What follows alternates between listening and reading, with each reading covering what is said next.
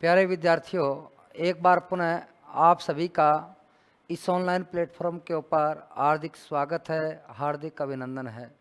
उम्मीद करता हूं कि आप सभी स्वस्थ होंगे, आनंद में होंगे और अपने रीट प्री को क्लियर करने के लिए दिन रात लगातार मेहनत कर रहे होंगे। अपनी जो प्रकरण चल रहा था वो कारक प्रकरण चल रहा था और कारक प्रकरण की यह अंतिम कालांश है और अपन जो चर्चा कर रहे थे वो कर रहे थे अधिकरण कारक की। अधिकरण कारक की अपन ने दो सूत्र पढ़े थे। एक तो आधारो अधिकरणम कि क्रिया का जो स्थान और जो समय होता है उसे ही क्या कहा जाता है, आधार कहा जाता है। क्या कहा जाता है?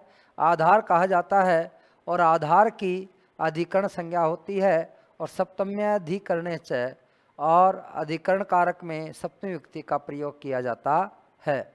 इतना अपन ने पढ़ा। आधार के तीन भेद होते हैं, औपश्लेषिक, वैषयिक और अभिव्यापक। इसके बारे में भी अपन ने विस्तार से चर्चा की।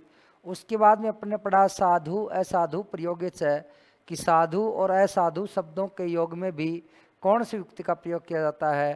पंच साधु और असाधु शब्दों के योग में सप्तमी विभक्ति का प्रयोग किया जाता है। अब अगला सूत्र,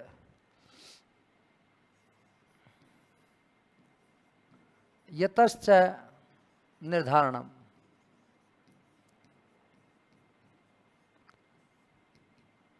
देखिए ये सूत्र क्या कहता है? जाति, गुण, क्रिया और संज्ञा।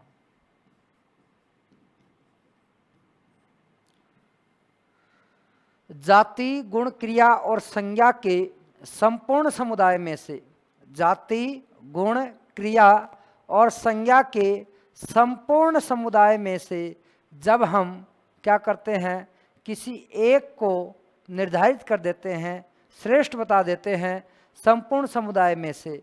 अपन ने प्रत्यय पढ़ा था तमप। कौन सा प्रत्यय पढ़ा था? तमप प्रत्यय पढ़ा था कि जहाँ जाति, गुण, क्रिया और संज्ञा के संपूर्ण समुदाय में से जब किसी एक व्यक्ति या वस्तु को श्रेष्ठ बता दिया जाता है तो वहाँ कौन सा प्रत्यय करते हैं? अपन तमप प्रत्यय करते हैं। और तमप प्रत्यय के योग में मैंने आपको बताया था कि षष्ठी और सप्तमी युक्ति का क्या किया जाता है? प्रयोग किया जाता है। अब देखिए दूसरी बात कि षष्ठी और कौन सी युक्ति का प्रयोग करते हैं? सप्तमी युक्ति का प्रयोग करते हैं। तरप प्रत्यय के योग में पंचमी युक्ति का प्रयोग करते हैं। वहां किसकी तुलना होती है? दो की तुलना होती है। जहाँ दो की तुलना होती है वहां पंचमी युक्ति आती है तरप प्रत्यय के योग में। तम प्रत्यय के योग में षष्ठी और सप्तमी आती है। वो यही सूत्र क्या करता है? निर्धारित करता है। महत्वपूर्ण सूत्र है। जैसे मैंने कहा पर्वतों में हिमालय ऊंचा है। पर्वतों में क्या है? हिमालय ऊंचा है। अब ध्यान देना कि जिस समुदाय में से किसी एक व्यक्ति या वस्तु को अपन क्या करते हैं? अलग करते हैं। जिस समुदाय में से किसी एक व्यक्ति या वस्तु को क्या करते हैं? अलग करते हैं। तो जिस समुदाय में से अलग करते हैं उसमें अपन क्या करते हैं? षष्ठी और सप्तमी युक्ति लगाते हैं। यह समुदाय कौन सा है? पर्वतों का है। किसका है? पर्वतों का।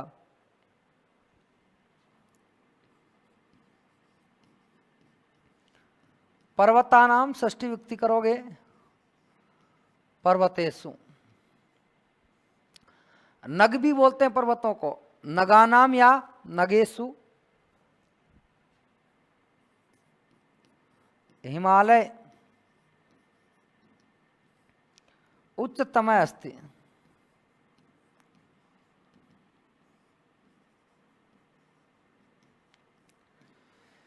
कि पर्वतों में हिमालय सबसे क्या है? ऊंचा है। मैंने आपसे कहा नदियों में गंगा पवित्र है। नदीनाम या नदीसु गंगा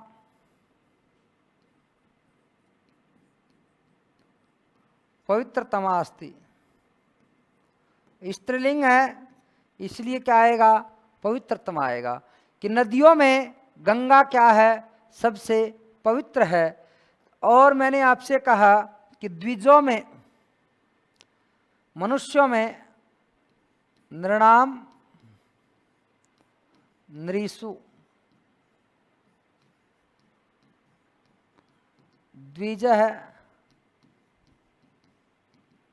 श्रेष्ठ अस्ति।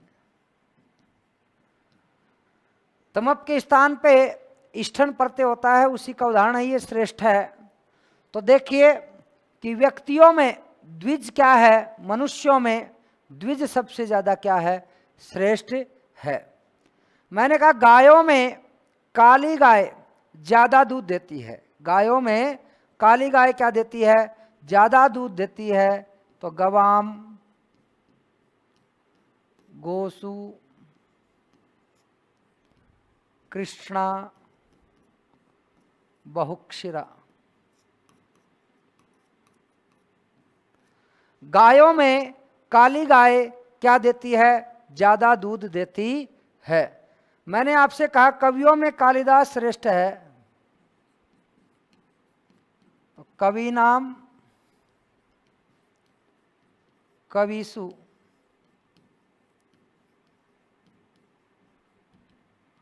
कालिदास है श्रेष्ठ अस्ति। कवियों में क्या है, कालिदास श्रेष्ठ हैं।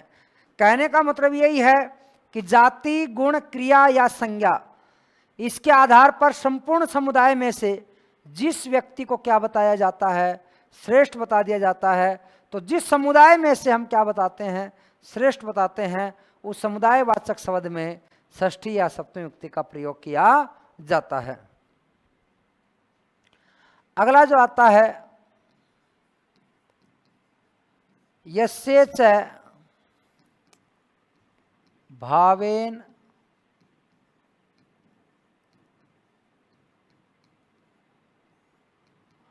यस्य च भावेन भाव लक्षणम। यस्य च भावेन भाव लक्षणम यानी जब एक वाक्य में दो क्रिया की जाए, जब किसी वाक्य में,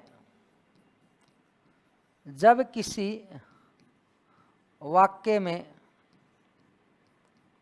एक साथ दो क्रियाओं का प्रयोग किया जाए, जब किसी वाक्य में एक साथ दो क्रियाओं का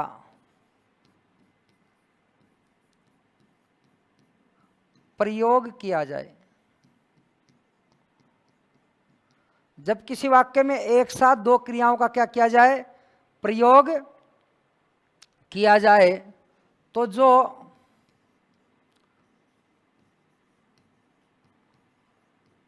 पूर्वकालिक क्रिया के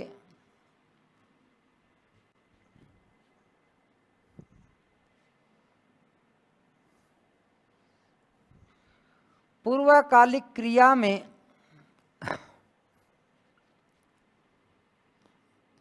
तथा उसके कर्ता में सप्तमी युक्ति का प्रयोग किया जाता है।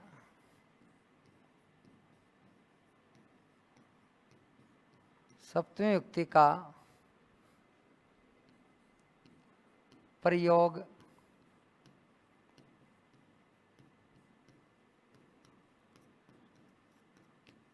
किया जाता है। यानी एक वाक्य में एक साथ दो क्रियाओं का प्रयोग किया जाए। जब एक वाक्य में एक साथ कितनी क्रियाओं का प्रयोग किया जाए, दो क्रियाओं का प्रयोग किया जाए, तो जो क्रिया पहले होती है, जो क्रिया क्या होती है, पहले होती है, उस पहली वाली क्रिया के कर्ता में और उस क्रिया में दोनों में कौन सी युक्ति का प्रयोग करते हैं, सप्तमी युक्ति का प्रयोग करते हैं। जैसे राम के वन जाने पर दशरथ ने प्राण त्यागे। राम के वन जाने पर दशरथ ने क्या त्यागे? प्राण त्यागे। अब देखो दो क्रिया हो रही हैं, एक तो जाना और एक प्राणों का त्यागना। त्यागना यानी एक पूर्वकालिक क्रिया है, वो क्या है? जाना, और उसका कर्ता कौन है? राम है। कौन है? राम है। तो क्या करेंगे?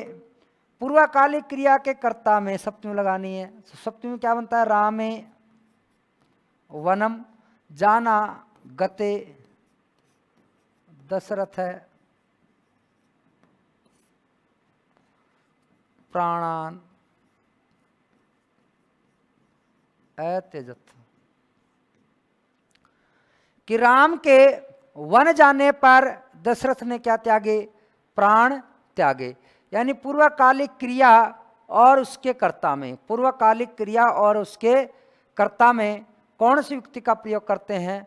सप्तमी युक्ति का प्रयोग करते हैं। कौन सी युक्ति का प्रयोग करते हैं? सप्तमी युक्ति का प्रयोग करते हैं। मैंने कहा सूर्य के उदय होने पर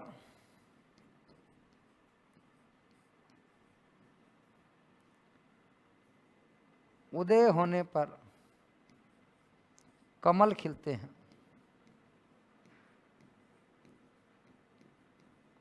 अब इस वाक्य में दो क्रिया हो रही हैं। इस वाक्य में कितनी क्रिया हो रही हैं? दो क्रिया हो रही हैं। पहली क्रिया तो हो रही है उदय होना और दूसरी क्रिया हो रही है खिलना। तो पूर्वकालिक क्रिया में और उसके कर्ता में, पूर्वकालिक क्रिया में और उसके कर्ता में कौन सी युक्ति का प्रयोग करते हैं? सप्तमी युक्ति का प्रयोग करते हैं। तो क्या बन जाएगा? सूर्य उदिते कमलानी विकसंति।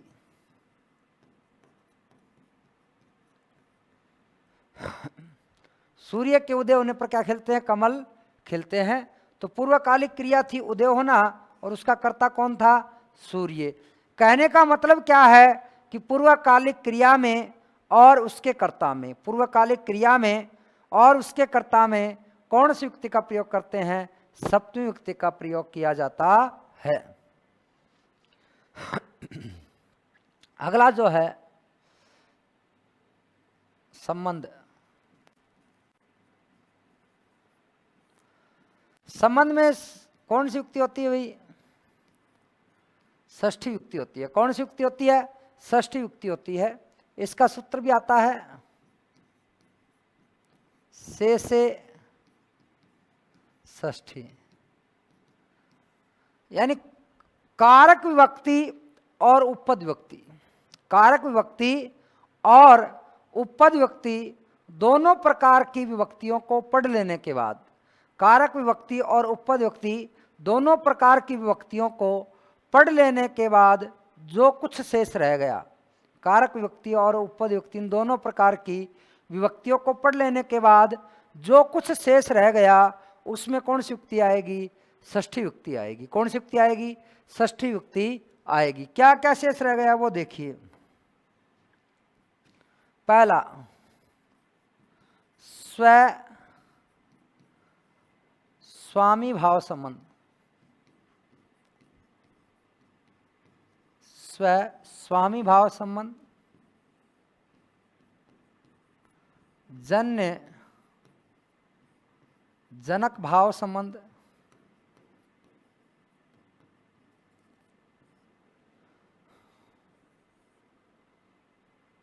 समवाय या साहचर्य संबंध, और 4 नंबर रह गया प्रकृति विकृति भाव संबंध।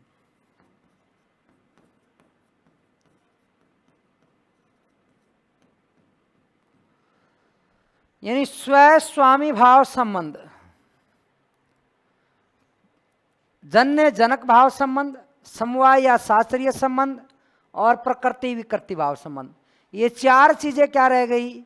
शेष रह गई। ये चार चीजें क्या रह गई? शेष रह गई। और इन चार वस्तुओं के योग में, इन चार के योग में कौन सी युक्ति का प्रयोग किया जाता है भाई? इन चार के योग में षष्ठी युक्ति का प्रयोग किया जाता है। देखिए भाई क्या है, स्व स्वामी भाव संबंध। एक तो होती है वस्तु, एक उसका होता है स्वामी। एक वस्तु और एक उसका स्वामी। मैंने कहा यह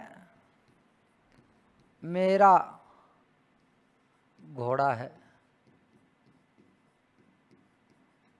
यह मेरी पुस्तक है। घोड़ा और जो मेरा संबंध होगा, घोड़ा और मेरे बीच में जो संबंध होगा, वह संबंध क्या कहलाएगा? स्व स्वामी भाव संबंध। जन्य जनक भाव संबंध, यह दशरथ पुत्र राम है। अब राम का और दशरथ का जो संबंध होगा, संसार में जितने भी रिश्ते नाते हैं, सभी प्रकार के रिश्ते नातों को प्रकट करने के लिए भी कौन सी युक्ति का प्रयोग करते हैं? षष्ठी युक्ति का प्रयोग करते हैं। समवाय या शास्त्रीय संबंध, एक तो पूर्ण है, एक उसका अंश है। जैसे मैंने कहा कि यह विद्यालय का कमरा है, यह विद्यालय का कमरा है, यह विद्यालय का कमरा है। यह विद्यालय का क्या है? कमरा है। तो यहां ध्यान देना, पूर्ण तो क्या हो गया? विद्यालय है। पूर्ण तो क्या हो गया? विद्यालय। और कमरा उसका एक क्या हो गया? अंग हो गया। तो पूर्ण से अंश, या यह वृक्ष की शाखा है, यह वृक्ष की क्या है? शाखा है। तो यहां भी आप देखते हो, पूर्ण तो वृक्ष है और शाखा उसका एक अंग मात्र हो गया। मैंने आपसे कहा प्रकृति विकृति भाव संबंध, यह सोने का कंगन है। मूल रूप में क्या था? सोना। मूल रूप में क्या था? सोना। और उसमें विकार आया और क्या बन गया? उसका कंगन बन गया। क्या बन गया? कंगन बन गया। तो यह जो प्रकृति और विकृति का संबंध है, यह भी किस में आता है? षष्ठी युक्ति में आता है। किस में आता है? षष्ठी युक्ति में आता है। जैसे यह मेरा घोड़ा है,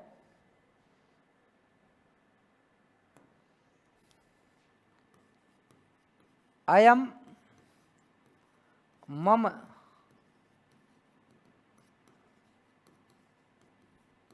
अश्व अस्ति।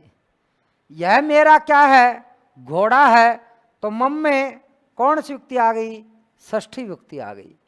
अयम मम अश्व अस्ति, यह मेरा घोड़ा है। तो ये मम क्या हो गया? षष्ठी युक्ति हो गई। मैंने कहा यह दशरथ पुत्र राम है, तो अयम दशरथस्य पुत्र राम अस्ति। यह दशरथ पुत्र कौन है? राम है। यह विद्यालय का कमरा है, अयम विद्यालयस्य प्रकोष्ठ अस्ति। यह विद्यालय का क्या है? कमरा है। यह सोने का कंगन है, इदम स्वर्णस्य कंकणम अस्ति। यह सोने का कंगन है। कहने का मतलब क्या है? कहने का मतलब यही है कि स्व स्वामी भाव संबंध, स्व स्वामी भाव संबंध, मालिक का और उसके नौकर का या उसकी वस्तु का, यह मेरा कमरा है, यह मेरा मकान है, यह मेरी पुस्तक है, यह मेरी गाड़ी है, ये सब किस में आ जाएंगे? स्व स्वामी भाव संबंध में आ जाएंगे। किस में आ जाएंगे? स्व स्वामी भाव संबंध में आ जाएंगे। जन्य जनक भाव संबंध, जन्य जनक भाव संबंध कि इस संसार में जितने भी रिश्ते नाते हैं कि यह मेरा मामा है, यह मेरा मामा है, यह मेरा चाचा है, यह मेरा दादा है, यह मेरी माता है, ये सब किस में आ जाएंगे? षष्ठी में आएंगे। किस में आएंगे? षष्ठी में आएंगे। समवाय पूर्ण से अंश की ओर, उसमें भी क्या करोगे आप? षष्ठी युक्ति करोगे। क्या करोगे? षष्ठी युक्ति करोगे। तो बात समझ में आई कि नहीं आई? तो इन चार अर्थों में कौन सी युक्ति का प्रयोग करते हैं? षष्ठी युक्ति का प्रयोग किया जाता है।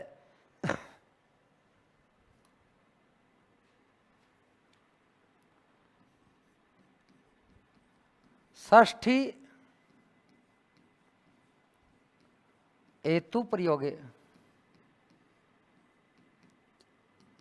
षष्ठी हेतु प्रयोगे। हेतु शब्द का, हेतु शब्द का प्रयोग हो जाए। एक कर्ण कारक में अपन ने सूत्र पढ़ा था हेतु। क्या पढ़ा था? हेतु पढ़ा था। वहां अपन ने पढ़ा था कि कोई भी कारणवाची शब्द होगा तो उसमें तृतीय युक्ति करनी है, कर्ण कारक करना है। परंतु यह बात किसकी आ रही है? हेतु शब्द की, कि हेतु शब्द आ जाए, वाक्य में हेतु क्या आ जाए? शब्द आ जाए। तो उसके योग में भी कौन सी युक्ति का प्रयोग करते हैं? षष्ठी युक्ति का प्रयोग करते हैं। कि मैंने कहा कि वह अन्न के कारण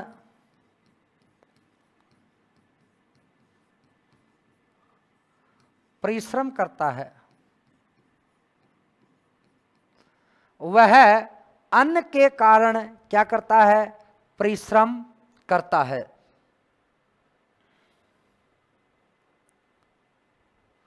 मैंने कहा नियुक्ति के लिए पढ़ता है, वह नियुक्ति के लिए पढ़ता है। दो वाक्य हैं कि वह अन्न के कारण क्या करता है? परिश्रम करता है, या वह नियुक्ति के लिए क्या करता है? पढ़ता है। तो देखिए वह को तो क्या बोलोगे? स। अब जिसके कारण कर रहा है ना उसमें षष्ठी युक्ति लगानी है। स अन्य से हेतु परिश्रमम करोति, वह अन्न के कारण क्या करता है? परिश्रम करता है। तो हेतु अगर ये पूछ ले कि भी यहां षष्ठी युक्ति क्यों हुई है, यहां षष्ठी युक्ति क्यों हुई है, तो ध्यान देना किस लिए हुई है? हेतु के कारण हुई है। किस लिए हुई है? हेतु के कारण हुई है। मैंने कहा वह नियुक्ति के लिए पढ़ता है, तो स है नियुक्ते है, स नियुक्ते है हेतो वस्ति, स नियुक्ते हेतो पठती। नियुक्ते में कौन सी युक्ति है भाई? षष्ठी युक्ति है। कौन सी युक्ति है? षष्ठी युक्ति है। नियुक्ते में कौन सी युक्ति है? षष्ठी युक्ति है। बात समझ में आई कि नहीं आई? यानी हेतु शब्द के योग में पूछ ले, हेतु शब्द के योग में कौन सी युक्ति का प्रयोग किया जाता है, तो कौन सी युक्ति का प्रयोग किया जाता है? षष्ठी युक्ति का प्रयोग किया जाता है। कौन सी युक्ति का प्रयोग किया जाता है? षष्ठी युक्ति का प्रयोग किया जाता है। अगर यह हेतु शब्द हटा दोगे ना तो इस वाक्य क्या बन जाएगा? सह अन्येन परिश्रमम करोति, सह अन्येन परिश्रमम करोति। क्यों? क्योंकि यहां ध्यान देना कि हेतु के कारण क्या हुई है? षष्ठी हुई है। हेतु शब्द अगर वाक्य में नहीं आएगा तो कौन सी हो जाएगी? तृतीया हो जाएगी। अगला देखिए षष्ठी से अनादृते,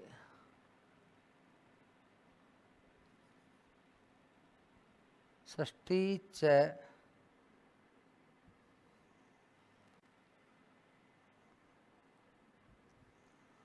षष्ठी च अनाद्रे,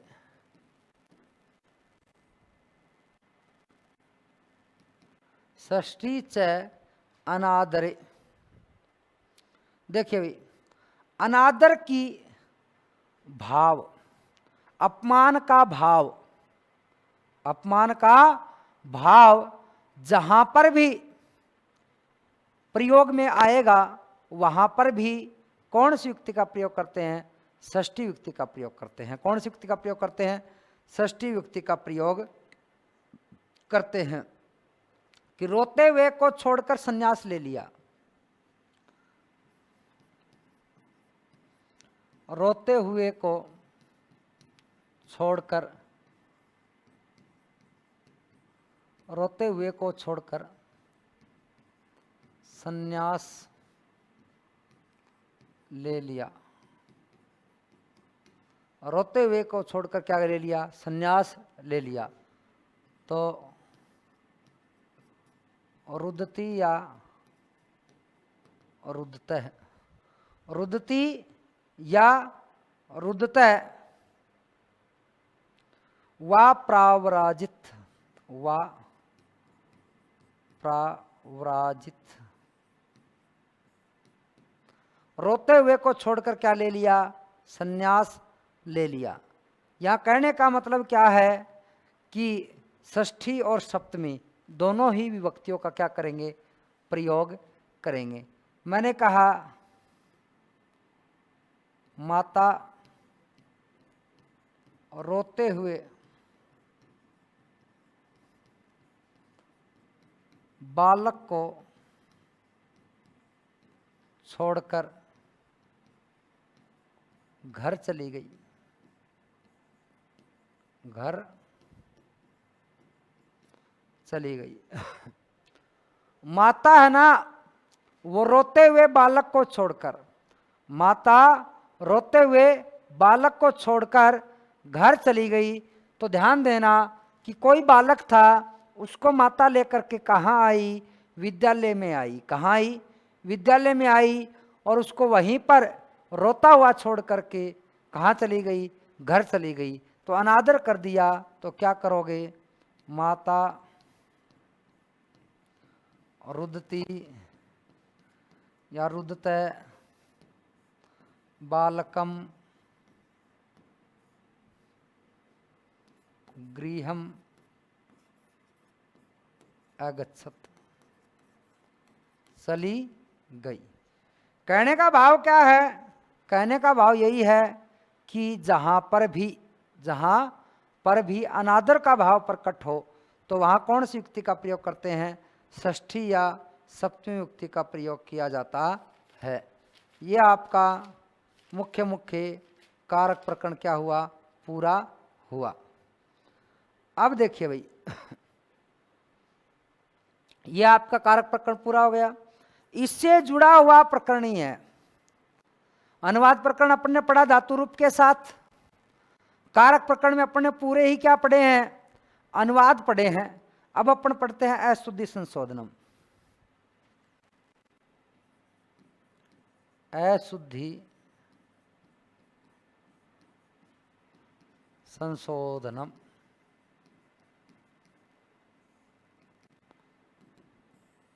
अशुद्धि संशोधनम।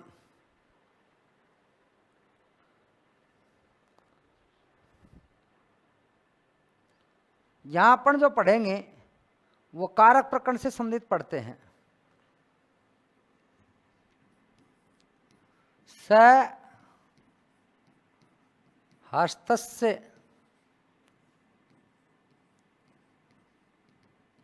टुंडः अस्ति।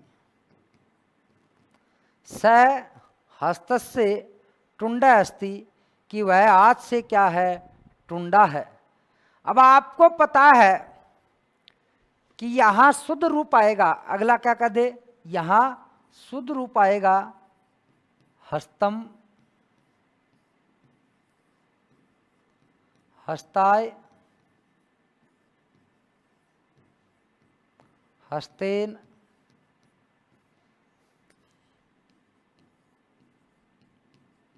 और हस्तात। हस्तम हस्ताय हस्तेन हस्तात। अपन ने एक सूत्र पढ़ा था येनांग विकार है। कौन सूत्र पढ़ा था? येनांग विकार है, यानी व्यक्ति के शरीर के जिस अंग में कोई भी विकार हो, व्यक्ति के शरीर के जिस अंग में कोई भी विकार हो, उस विकृतवाची अंग में कौन सी युक्ति का प्रयोग किया जाता है? तृतीय युक्ति का प्रयोग किया जाता है। तो आपका उत्तर क्या हो जाएगा प्यारे विद्यार्थियों? अस्तेन हो जाएगा, क्योंकि अंग विकार किस में है? हाथ में है, और येनांग विकार के कारण कौन सी युक्ति हो जाएगी? तृतीय युक्ति हो जाएगी।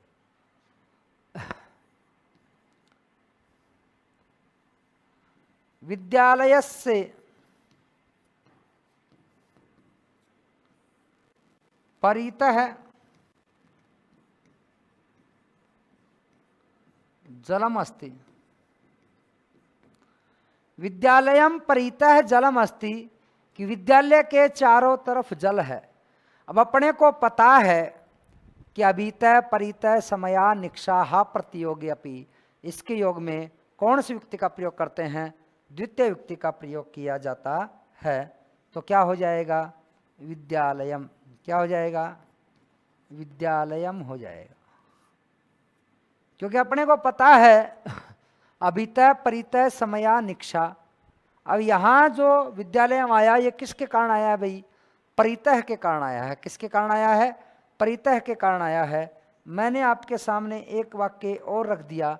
मैंने रखा गुरुम नमः। गुरुम नमः, क्या ये शुद्ध है? मैंने आपसे रखा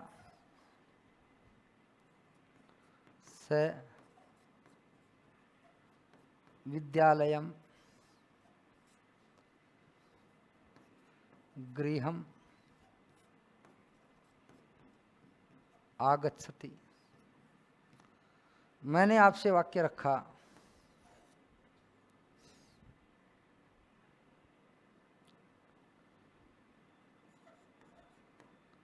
से रामे सह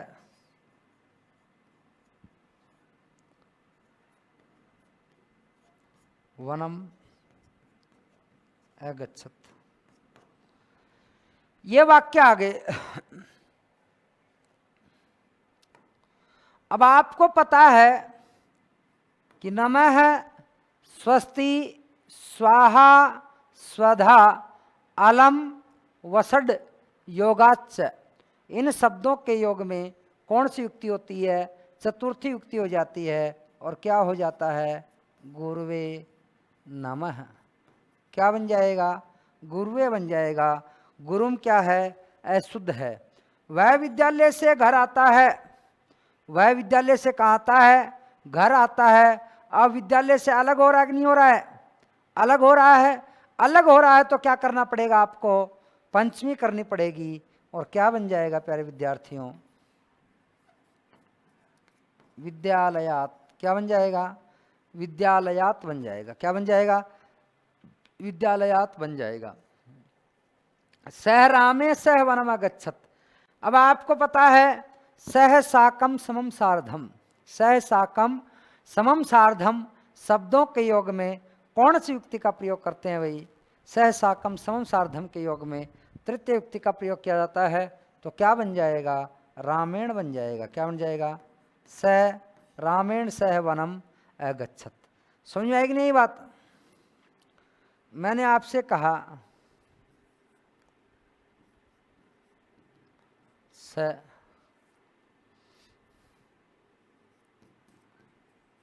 विद्यालयम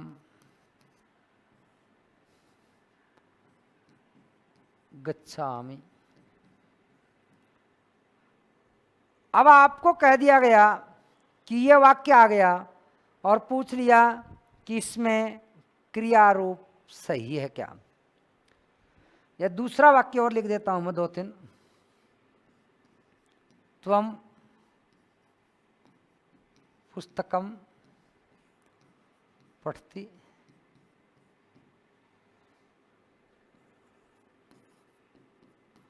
बालकः विद्यालयं गच्छामि,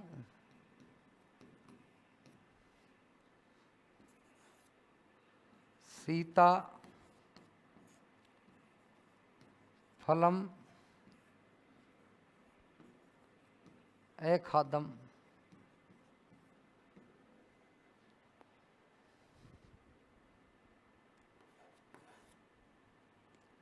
त्वं सदा सत्यम वदतु,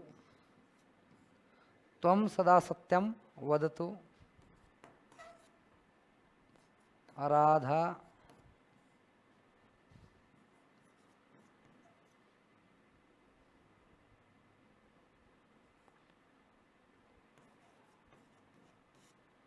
नृत्य।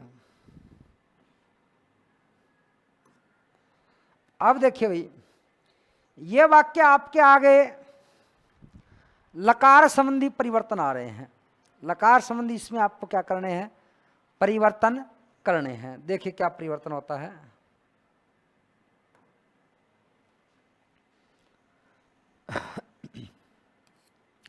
करता है सह, कौन सा करता है भाई, सह करता है। कौन सा करता है, सह करता है। अब जो सह करता है तो ये प्रथम पुरुष एक वचन का करता है कि नहीं है, है। प्रथम पुरुष एक वचन का है तो क्रिया भी किसकी आएगी, प्रथम पुरुष की ही आएगी और गच्छति बनेगा। क्या बनेगा, गच्छति बन जाएगा। यानी कर्ता में जो पुरुष और वचन होता है, कर्ता में जो पुरुष और वचन होता है वही पुरुष और वचन किस में होना चाहिए, क्रिया में होना चाहिए। और वह शब्द क्या बन जाएगा, गच्छति बन जाएगा। क्या बन जाएगा, गच्छति बन जाएगा। त्वं पुस्तकम पठति, अब मध्यम पुरुष एक वचन का करता है, किसका करता है, मध्यम पुरुष एक वचन का करता है तो मध्यम पुरुष एक वचन की ही क्या आ जाएगी, क्रिया आ जाएगी।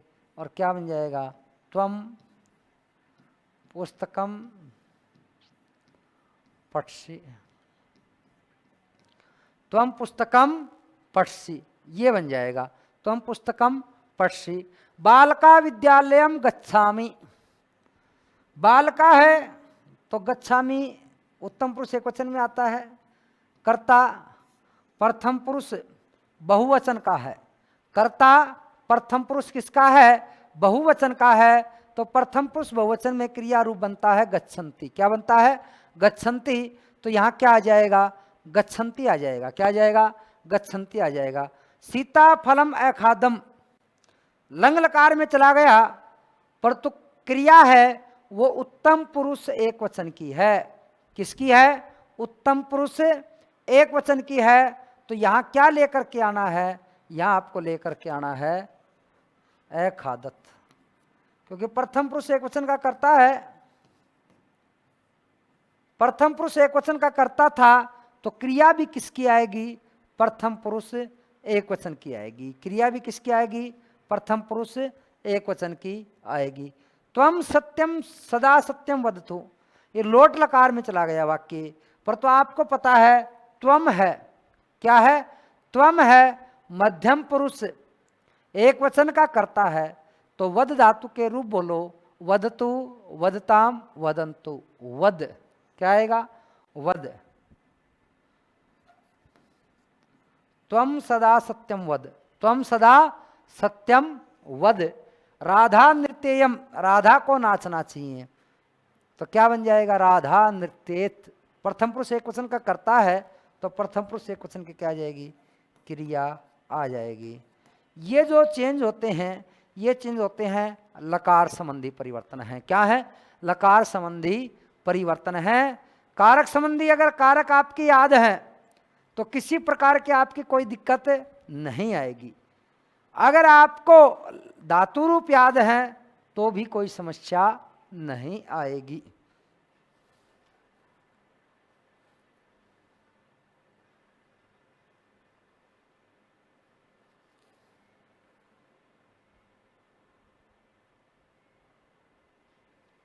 आगे देखिए, मैं कुछ वाक्य लिखता हूं।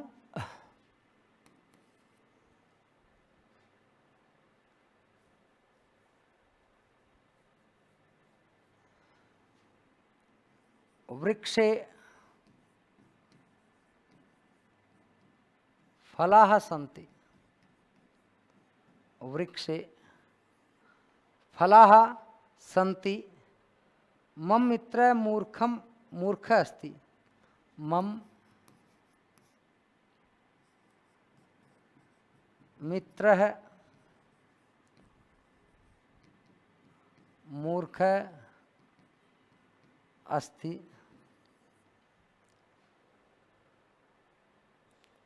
अग्नि शीतलः अस्ति, अग्नि शीतला अस्ति,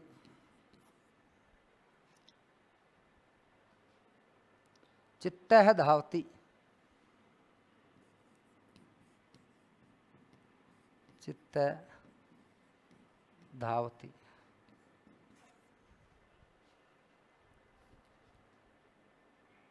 वयम दुग्धः पिबेम।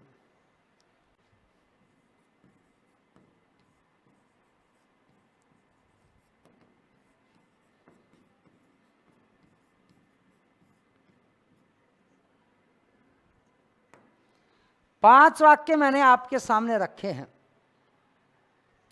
पांच वाक्य मैंने आपके सामने रखे हैं। पांचों जो वाक्य हैं ये लिंग संबंधी परिवर्तन से हैं। किससे हैं? लिंग संबंधी परिवर्तन से हैं। जैसे देखिए, वृक्षे फला सन्ति, क्या शुद्धि है भाई इसमें? फल शब्द है, फल शब्द है, वो कौन से लिंग में होता है भाई? नपुंसक लिंग में होता है। किस में होता है? नपुंसक लिंग में होता है। और क्या बन जाता है? वृक्षे फलानि सन्ति, वृक्षे फलानि सन्ति। क्योंकि वृक्ष जो शब्द होता है, वृक्ष शब्द तो सेम ऐसा कैसा रह जाएगा? फल शब्द होता है वो नपुंसक लिंग में होता है, और नपुंसक लिंग प्रथमा व्यक्ति बहुवचन क्या बनता है? फलानि। क्या बनता है? फलानि। मम मित्रः मूर्खः अस्ति, मम तो मम लिखा मैंने। अब याद रखना, यहाँ से मित्र शब्द होता है वो नपुंसकलिंग होता है। मित्र शब्द क्या होता है? नपुंसकलिंग होता है। यहाँ पुल्लिंग बना रखा है, तो मम मित्रम मूर्खम अस्ति, मम मित्रम मूर्खम अस्ति, कि मेरा मित्र क्या है? मूर्ख है। अग्नि शीतला अस्ति। अब अग्नि जो शब्द होता है, अग्नि जो क्या होता है? शब्द होता है। अग्नि शब्द हमेशा पुल्लिंग होता है। अग्नि शब्द हमेशा क्या होता है भाई? पुल्लिंग होता है। और पुल्लिंग होता है तो क्या बन जाएगा? अग्नि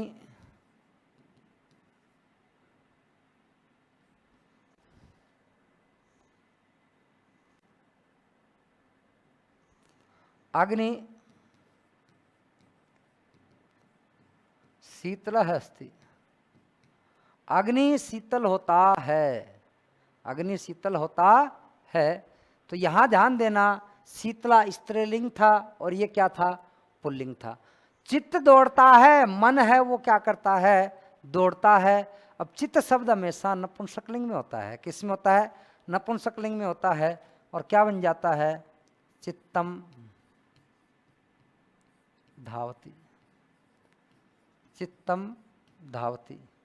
वयम दुग्धः पिबेम, वयम हमें दूध पीना चाहिए। दूध शब्द भी नपुंसकलिंग होता है। क्या होता है? नपुंसकलिंग होता है। और क्या बन जाता है? वयम दुग्धम पीबेम, वयम दुग्धम पीबेम, कि हमें दूध पीना चाहिए। हमें दूध क्या करना चाहिए? पीना चाहिए। ये कौन से लिंग में था? पुल्लिंग में। ये पुल्लिंग में कर रखा है, ये स्त्रीलिंग में कर रखा है, ये पुल्लिंग में कर रखा है, ये पुल्लिंग में कर रखा है। तो इन सब में क्या हो जाएगा, लिंग संबंधी अशुद्धियाँ थी और लिंग संबंधी अशुद्धियों को क्या करना, अपने को दूर करना है। लिंग आपके पाठ्यक्रम में भी है, मैं उस समय भी आपको क्या करूँगा, पढ़ाऊँगा। कारकगत अशुद्धि समझ में आ गई, लकार संबंधी अशुद्धि समझ में आ गई, और ये लिंग संबंधी क्या हुई, आपकी अशुद्धि हो गई।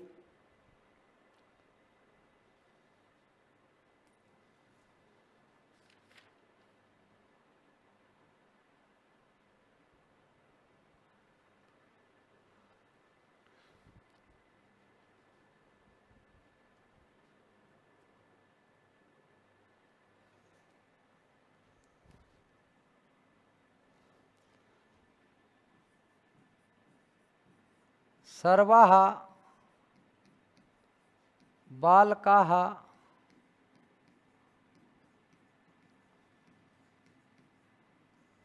गमिष्यन्ति, सर्वाः बालकाः गमिष्यन्ति, इमा फलानि मधुरा सन्ति, इमाः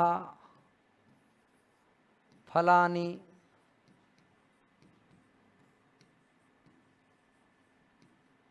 मधुराः सन्ति, सुशीला मम घनिष्ठा मित्रा अस्ति, सुशील है,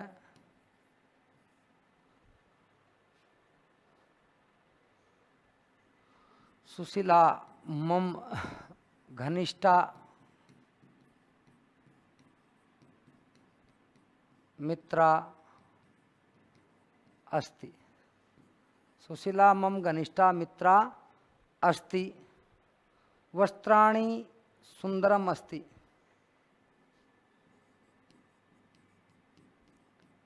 वस्त्राणि सुंदरम अस्ति, इयं पुस्तकं कस्य अस्ति,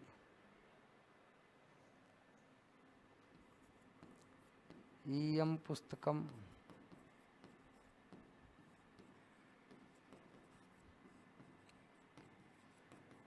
कस्य अस्ति। ध्यान देना भाई, सर्वाः बालकाः गमिष्यन्ति, यहाँ सर्वाः कौन से लिंग में होता है, स्त्रीलिंग में होता है। किस में होता है, स्त्रीलिंग में होता है। पुल्लिंग में ये वाक्य है तो सर्वनाम भी किस में होगा, यानी संज्ञा सर्वनाम विशेषण। सर्वनाम भी हमेशा किसके अंतर्गत होगा, जिसके लिए आ रहा है ना उसके लिए ही क्या कहे, सभी बालक। अब बालक पुल्लिंग में है तो ये सर्वनाम भी किस में आएगा, पुल्लिंग में आएगा। ये फलानी है नपुंसकलिंग में है, इमा है ये किस में है, स्त्रीलिंग में है, तो क्या करोगे, इमानी फलानी मधुराणी संति, इमानी फलानी मधुराणी संति। ध्यान देना, फल है संज्ञा, फल क्या है, संज्ञा है। इसके अनुसार ही तो ये आएगा, इसके अनुसार ही ये आएगा। ये नपुंसकलिंग में है तो ये भी नपुंसकलिंग में आएगा, और ये भी क्या आएगा, नपुंसकलिंग में आएगा। यानी दोनों को ही कौन से लिंग में काम में लेना है, नपुंसकलिंग में काम में लेना है। फलानी था तो इमानी फलानी मधुराणी संति, सुशीला मम घनिष्ठा मित्रा अस्ति। ध्यान देना, मित्र शब्द मैंने आपको अभी थोड़ी देर पहले बताया साथियों कि मित्र शब्द स्त्रीलिंग में होता है। किस में होता है, सॉरी नपुंसकलिंग में होता है। ये स्त्रीलिंग में कर दिया, कर्ता स्त्रीलिंग में है, इससे कोई प्रभाव नहीं पड़ता। मित्र शब्द किस में है, स्त्रीलिंग में है, सॉरी नपुंसकलिंग में है, तो क्या बन जाएगा, घनिष्ठम मित्रम। क्या बन जाएगा, घनिष्ठम मित्रम। कनिष्ठा मित्रा की जगह। वस्त्राणि सुंदरम अस्ति, वस्त्राणि सुंदराणि संति। ध्यान देना, ये दोनों ही अशुद्ध हैं। वस्त्र शब्द नपुंसकलिंग में है, मैंने बताया कर्ता के अनुसार क्रिया आएगी सुंदराणि ही। अब एक तो है नहीं, बहुत सारे हैं, तो क्या जाएगा, संति आ जाएगा। वस्त्राणि सुंदराणि संति।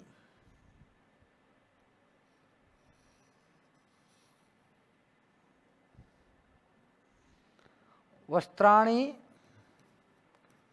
सुंदराणि संति। वस्त्र क्या है, सुंदर है।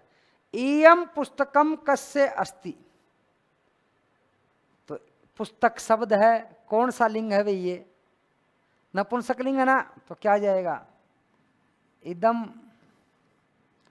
पुस्तकम कस्य अस्ति, कि यह पुस्तक किसकी है, यह पुस्तक किसकी है। यह आपकी सर्वनाम संबंधी क्या हुई, अशुद्धियां हो गई। सर्वनाम संबंधी क्या हो गई, अशुद्धियां हो गई।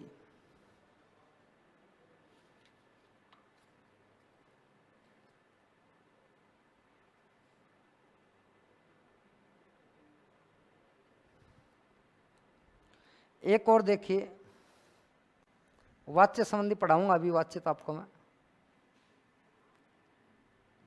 त्व्या भूयसे, त्व्या भूयसे अहम अत्र स्थामि, अहम अत्र स्थामि। दो वाक्य और देख लीजिए। त्व्या भूयसे भाववाच्य का वाक्य है, भाववाच्य का वाक्य है, तो क्या करोगे आप इसको, त्व्या भूयते। आपको पता है कि भाववाच्य में हमेशा क्रिया आत्मनेपद एक वचन में आती है। पढ़ाऊंगा वाच्य अगला ही चैप्टर। अहम अत्र स्थामि, तो क्या बन जाएगा, अहम अत्र तिष्ठामि। स्थामी नहीं बनता है, क्या बनता है, तिष्ठामि बनता है। कहने का मतलब यही है प्यारे विद्यार्थियों, जो भी आप व्याकरण पढ़ते हो उस व्याकरण से जुड़ा हुआ कोई भी अशुद्ध वाक्य दे देगा, अगर आपने व्याकरण का अच्छी प्रकार से अगर अध्ययन कर लिया तो वो आपका क्या हो जाएगा, सही हो जाएगा। केवल आवश्यकता आपको अभ्यास की है। मुख्य मुख्य बातें मैंने आपको क्या कर दी है, बता दी है। तो आप धातु रूप है, कारक है, वाच्य है, इनका अच्छी प्रकार से क्या करें, अध्ययन करें, सर्वनाम का अध्ययन करें। उससे आपका अपने आप ही क्या हो जाएगा, सही हो जाएगा। धन्यवाद। जय हिंद, जय भारत।